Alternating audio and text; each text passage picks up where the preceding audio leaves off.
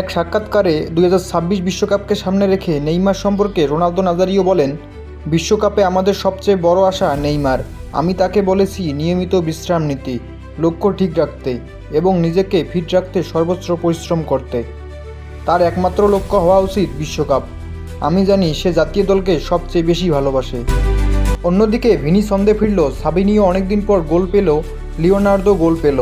ব্রাজিলের জন্য Neymar fit থাকা যতটা গুরুত্বপূর্ণ, অন্য খেলোয়াড়দের ফর্মে থাকাটা তেমনই গুরুত্বপূর্ণ। কেননা কার্লো আনচেলত্তি খুব বেশি এক্সপেরিমেন্ট করতে পারবেন না। একটা রাতেই যদি জাতীয় দলের আশেপাশে থাকা 2-3 জন খেলোয়াড় ভালো করে, তখন সেটা অবশ্যই আনন্দদায়ক। তবে আক্ষেপ হয়ে রইল রদ্রিগো, আজও একাদশে জায়গা হলো না। যতটুকু সময় পেল নিজের পছন্দের পজিশনে খেলেও বলার মতো ইম্প্যাক্ট রাখতে পারেননি। তাই তো এই ছেলেটাকে নিয়ে চিন্তা দিন দিন বেড়েই চলেছে। কার্লো আনচেলত্তির প্ল্যানেও ও একটা বড় অংশ হয়ে থাকার কথা। খেলার সকল আপডেট পেতে চ্যানেলটি সাবস্ক্রাইব করুন। ধন্যবাদ।